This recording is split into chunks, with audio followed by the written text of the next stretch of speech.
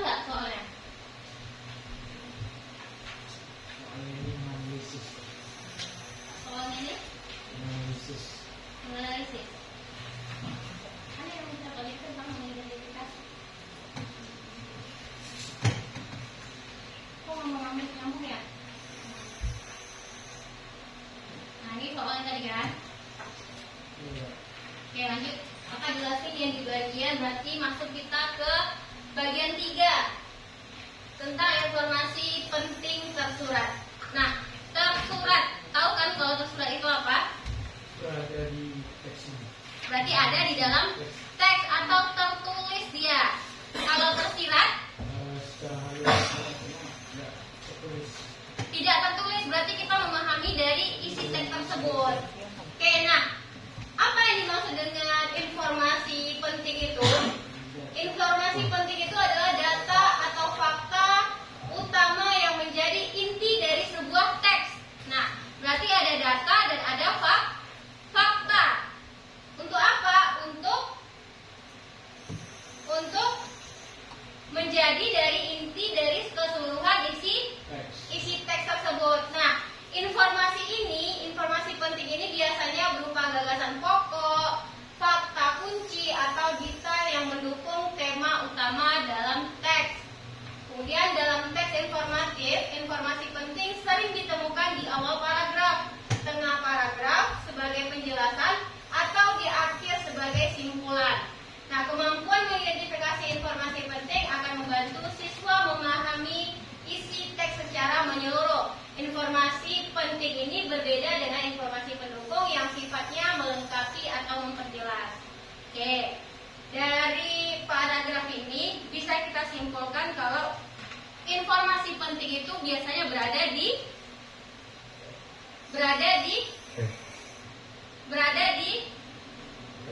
udah pasti di teks. Di mananya? Di bagian mananya?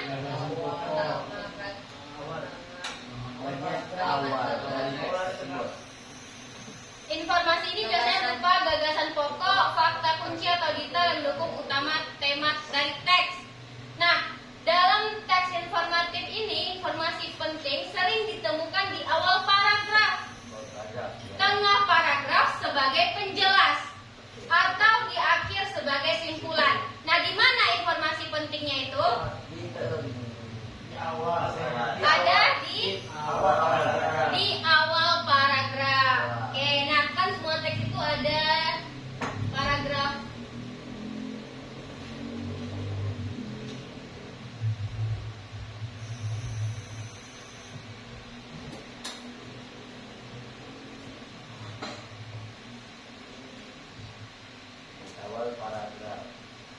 Di awal paragraf berisi tentang informasi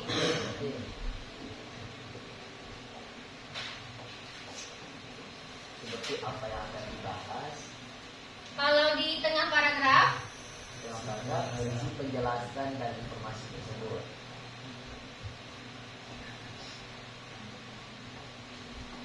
Biasanya seperti apa penyebab dari kemudian di akhir ya, terdapat kesimpulan dari informasi tersebut.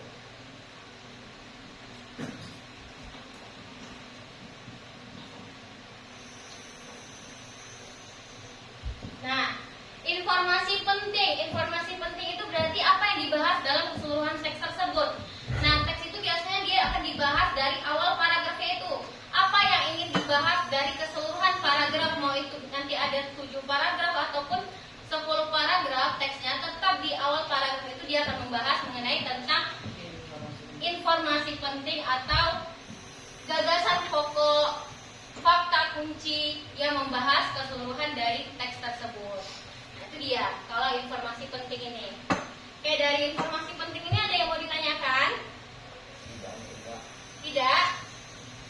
Kata ini aja, informasi penting adalah data atau fakta utama yang menjadi inti dari sebuah teks. Nah, biasanya informasi penting itu di awal paragrafnya informasi penting, di tengah paragrafnya penjelasan, di akhir paragrafnya kesimpulan.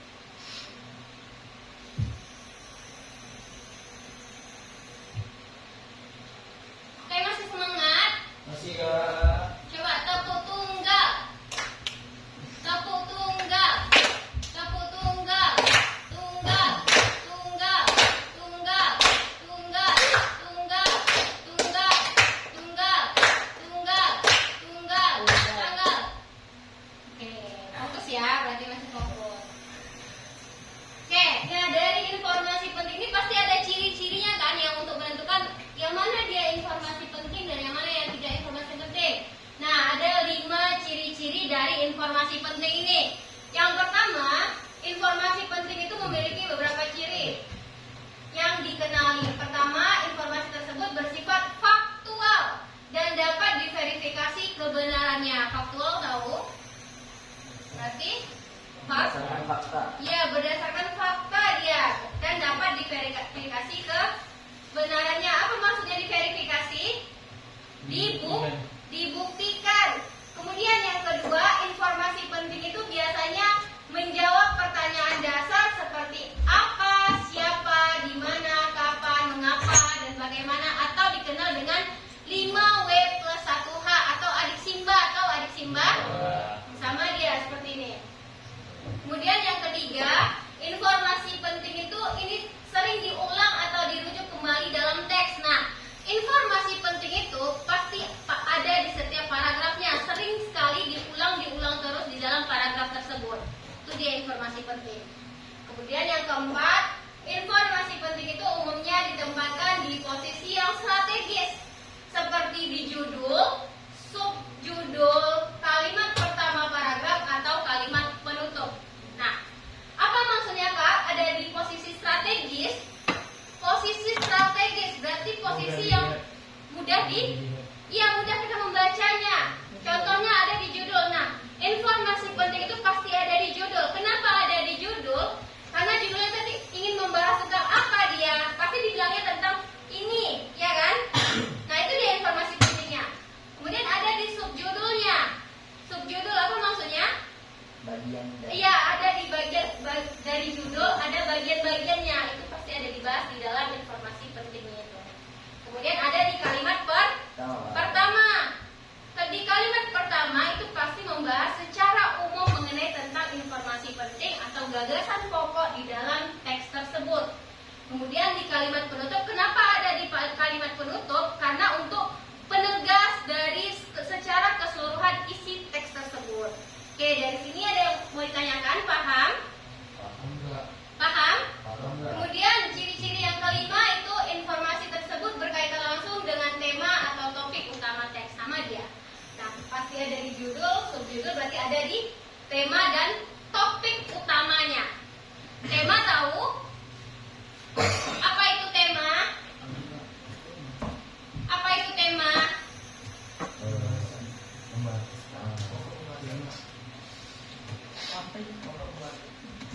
Pokok pembahasan secara keseluruhan.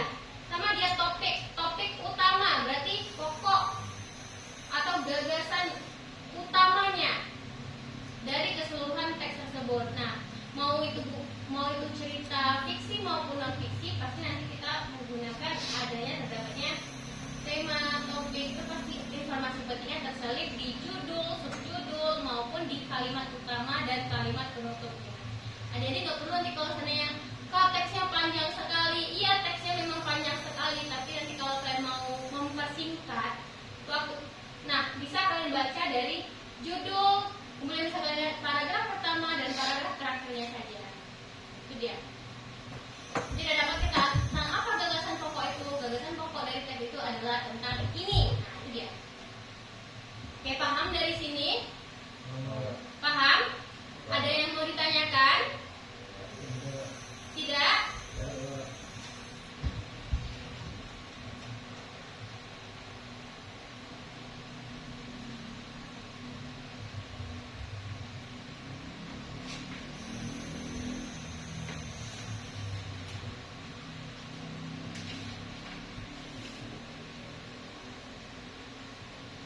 Kalian biasanya kalau membaca teks-teks yang banyak itu kan baca soalnya dulu atau teksnya dulu? Soalnya dulu kan? Ya, kalau kan dia nanti bilang dari teks segini sampai sini dia untuk soal dari nomor 1 sampai nomor 5. Nah, nanti bisa kalian inti-inti dari pertanyaan itu apa, baru kalian baca ke teksnya untuk mempersingkat waktu. Biar kalian nggak bolak-balik ke belakang, depan, melihat teksnya.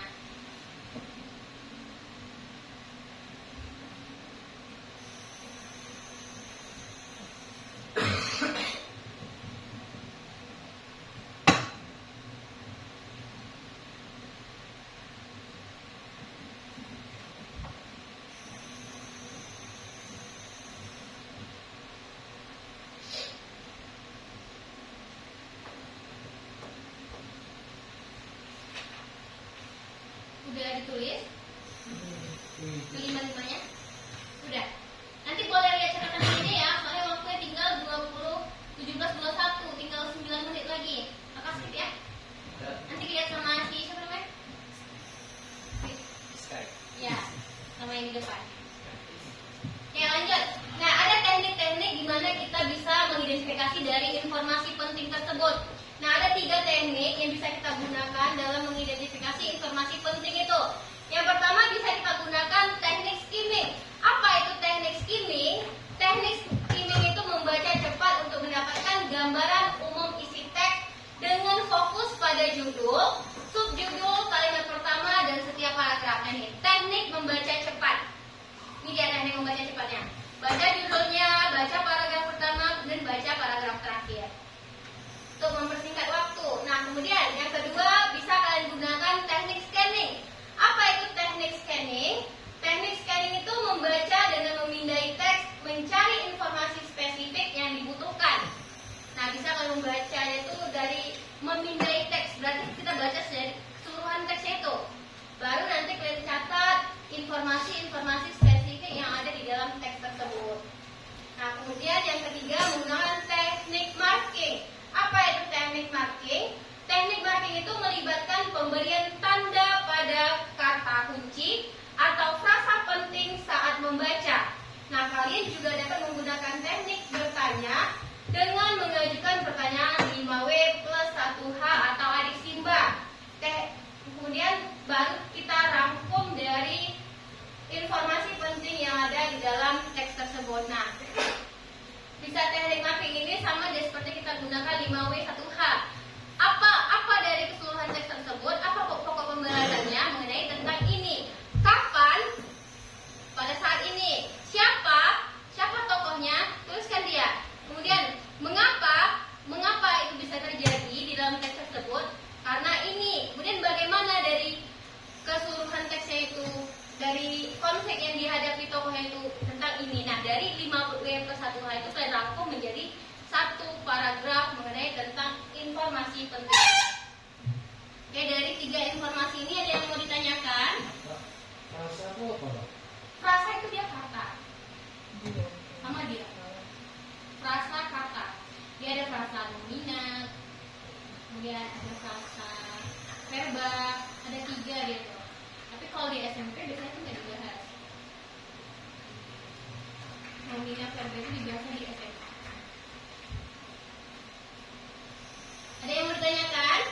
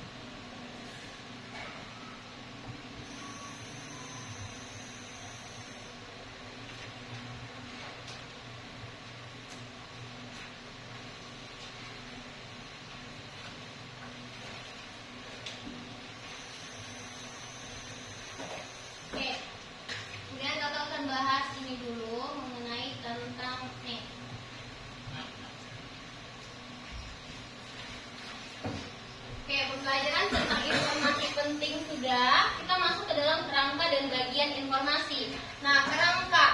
Apa itu kerangka atau bagan teks? Nah, kerangka itu ya susunan. Tahu kan kerangka? Susunan seperti apa dia? Seperti apa contohnya?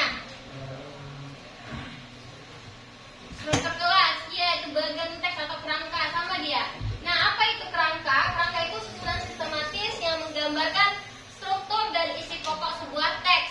Bedanya kalau struktur kelas itu kan ada wali kelas, kemudian ketua kelas, wakil ketua, bendahara, sekretaris, dan seksi-seksi. Nah, di teks ada juga yang namanya kerangka dan bagan teks yang hampir sama mirip seperti struktur kelas tersebut. Nah, ini dia. Isinya apa? Dengan membuat kerangka ini, pembaca dapat mengidentifikasi gagasan utama, gagasan pendukung, dan detail penting lainnya. Kerangka ini juga bisa membantu adik-adik semua dalam proses analisis dan sintesis informasi. Dalam konteks akademik, kemampuan menyusun kerangka merupakan keterampilan dasar yang mendukung pemahaman teks yang kompleks. Nah, jadi dari seperti kerangka kelas. Kalau kerangka kelas itu kan apa? Kita dari atas itu wali kelas, ketua kelas, wakil ketua, kemudian bendahara, sekretaris, kemudian bawahnya seksi-seksi. Untuk apa? Untuk memudahkan kita. Oh, berarti yang pertama yang penting di kelas itu wali kelasnya siapa. Kemudian ketua kelas, apa fungsinya ketua kelas? Mengkoordinir semua anggota yang ada di bawahnya. Nah, kalau wakil ketua berarti bergandengan dengan ketua kelas. Untuk apa? Membantu mengkondisikan kelas. Nah, kalau bendahara, sekretaris, apa fungsinya? Berarti untuk kepentingan yang ada di dalam kelas ini. Kemudian ada seksi-seksi pembagian-pembagian itu dia. Berarti bisa kita memahami atau mengidentifikasi dari bagan atau kerangka teks ini. Udah tulis? Ini yang ditulis.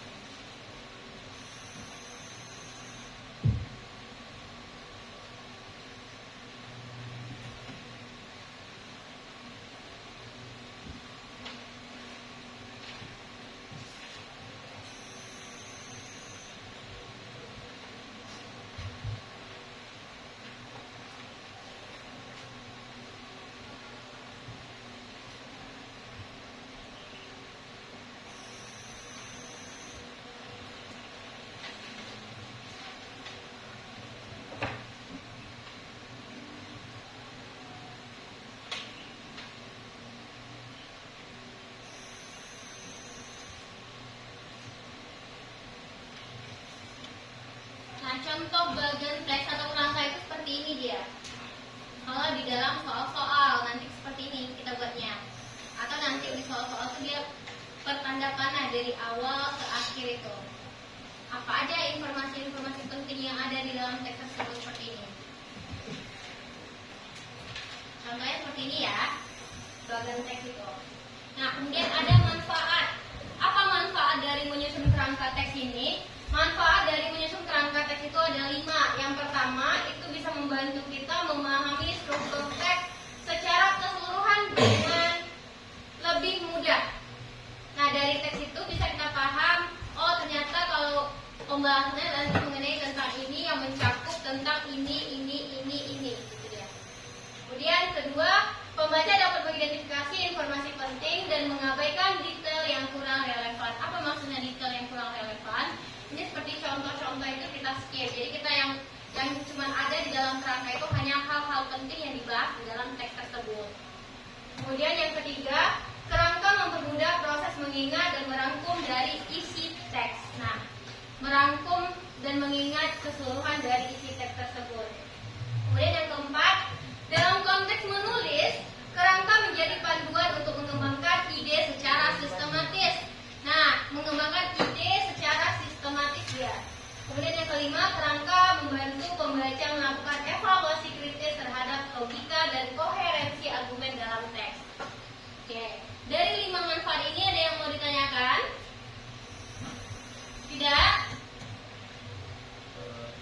Tidak? Maka skip dulu ya. Lanjut. Nah, ada langkah-langkah dalam menyusun kerangka teks ini. Ada 6 langkah-langkah dalam menyusun kerangka teks ini. Yang pertama, kita baca dulu teks secara keseluruhan. Untuk apa? Untuk memahami tema dan tujuan penulisan dari teks.